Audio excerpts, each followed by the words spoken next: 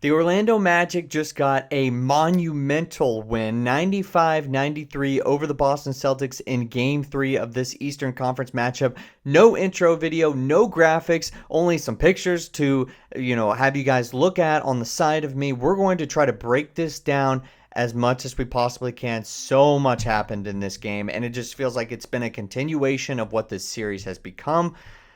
Oh my goodness. We all need I need a collective deep breath, as this was the first home playoff game that we have seen in a minute. And of course, they got a great win over the Boston Celtics. Now, there's just been so much chatter online. But first, guys, welcome to Magic Digest. I'm your host, Patrick Previty. As always, thank you guys so much for helping this channel get to its goal of 1,000 subs.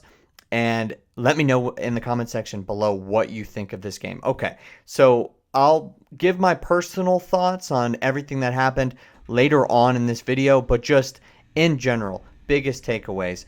Dude, this series, the way that it has been reffed, I gotta be honest. I'll give it to our own fans, and I'll say, look, games 1 and game 2 probably could have been better for the Magic. Game 2 in the first half, something was going on. I did not think that Kristaps Porzingis should be shooting 14 free throws in the first half. There was a massacre. It kind of got better in the second half, and it wasn't the reason why the Magic lost game 2 because they missed 9 free throws, but there was something there, and the Magic just simply could not keep up. If the refs weren't going to be able to give them the calls, or if it wasn't going to be, fair in that sense, they were going to lose. They're not as talented as the Boston Celtics. This game, though, got to the free throw line, and the Magic did get the whistle. And late game, I don't know what happened with the clock, but they got it. Okay, the Magic were able to just coast after like some bad calls and stuff like that, and they were able to take advantage of it, and they got this 2-point win. I'm not going to go too much in depth on what exactly is going on with the refs, but I will say this is a league-wide thing, and this series is extremely physical. This basketball, we're used to it as Magic fans of watching this type of basketball all season.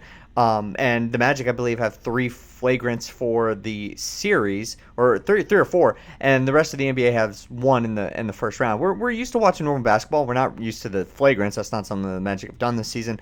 So I'll give them that, but it's definitely been a little bit different to see, at least in the playoffs. Okay, so let's get into what made this game so crazy. Well, so crazy, Jason Tatum came back. You're thinking in game 2, okay, we couldn't even beat them without Jason Tatum, and Jason Tatum also only had 17 points in game 1. This is going to be rough, and I got to be honest, he played amazing. He had 36 points, 10 of 22 shooting, 4 of 10 from 3. He had some turnovers, took some shots that he probably shouldn't have taken later on in the game, but this bench for the Celtics has been quiet. I think it's officially now time to say they had a Pritchard game in game 1, and then that was kind of it. They had 9 bench points. They only had an 8-man rotation in this game, and Orlando, for everything that people have been saying, how untalented this team is, they bring their competition down.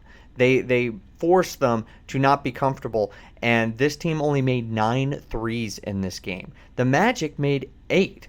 Oh, so that's a normal stat for the Magic, but the Celtics only made 9. That is the Magic's doing. That's not, oh, the Celtics are not shooting well, or oh, they're in a slump, or oh, the fouls and the physical play it's too much, or the refs. That's just simply the Magic playing great defense. So that's the number one story. Jason Tatum just didn't have enough help tonight. Kristaps Porzingis came back down to earth. That's going to be a key for this entire series. If we can get that man to not have good games, the Magic have a shot. Because if they can take Kristaps out of this series, they definitely can make up that scoring difference that has been there in games 1 and game 2. Jaylen Brown played well, 19 points. And Derek White played well as well with 16 points, but it just simply wasn't enough. They didn't have enough. Al Horford only had 6 points, and it wasn't enough for them. Okay, let's talk about the Orlando Magic now. Paolo Banchero, 29 points. Franz Wagner, 32 points. They combined for the game for 61, 13, 9, and 4. Okay, this duo is really, really good. This duo is almost 2 All-NBA players. They are the heart and soul of the Orlando Magic. Franz Wagner took this home. He said, I don't care, I have a hitch in my shot. I'm 3 of 13 from 3. I cannot shoot the basketball as well as I used to, but I'm going to take us home. Paolo Banchero started everything off. He had the first 9 points for Orlando in this game. Okay, he played unbelievable all night. Okay, the Magic only scored 15 points off of 11 Boston turnovers in Game 2. So far, in this game, they had way more than that. But in the first half of Game 3, 5 minutes left in the second quarter, they had 13 points off of 10 takeaways. They were taking advantage of Boston's mistakes, okay? This game, Celtics 59, Magic 49. They were kind of just trying to stay in the game when the Celtics were able to get hot. When Tatum was going off, he had 21 points at a certain point in this night in the first half. Okay, and then this team came out and said, "Look, we've been a bad third quarter team. This has been a point of emphasis for us." Jamahl Mosley gave him that halftime speech of legend, of of movie, and they came out in the second half and they went out on a 16-3 run and they took a 65-62 lead.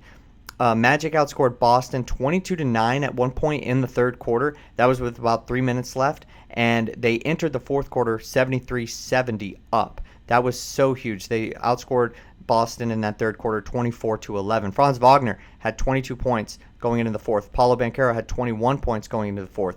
Both of those guys ended with marks much higher than that, obviously. 29 points for Banchero, 32 for Franz Wagner. This was something where you just have to tip your cap, because when the refs were able to make this a fair fight, when the Magic were able to get to the free throw line, when Tatum didn't have enough help, they were able to come out on top.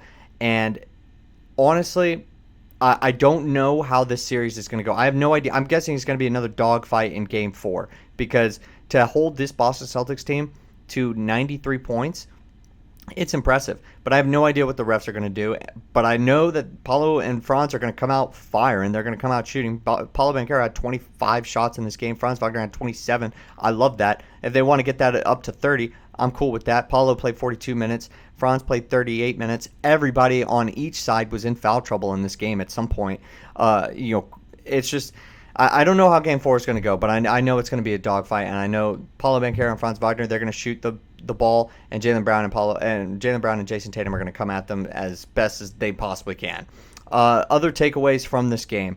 I'm going to go with the fact that Jamahl Mosley didn't change the starting lineup. I kept saying he should change this starting lineup. He didn't, but the unit off of the bench, Cole Anthony, Jonathan Isaac, Anthony Black, and I believe Gary Harris were the people off of the bench when that second unit came in. Cole Anthony, okay, we do still need to trust him. He got 14 minutes in this game, but there was a clear disparity in what he was able to do. He obviously had the flagrant foul on Jalen Brown, and he had 4 points in 14 minutes, 4 fouls during that time.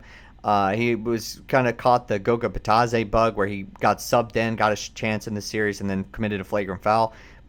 I'm getting off of the Cole Anthony train, but I'm hopping on Anthony Black because he played extremely well. His plus minus at a certain point in this game was just out of this world.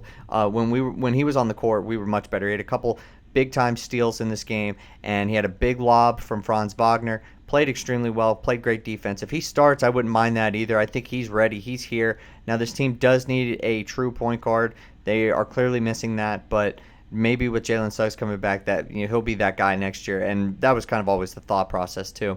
KCP had 0 points, 32 minutes. It's simply cardio for him. The highway robbery, unfortunately for the Orlando Magic, he hasn't been the signing that they've hoped for.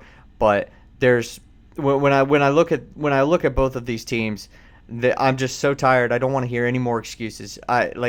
This has now been a fairly evenly reffed game or ref series because of just how things have gone. So, because you swing it one way for the Magic, swing it another way for the Celtics, it is what it is. Magic down 2-1 going into Game 4. Let me know what you guys think in the comments section down below. Sorry if this recap was a little bit all over the place, but this game was a little bit all over the place. Really tough to gauge, but we know a few things for sure. But as always, I will see you guys next time with more Orlando Magic basketball content.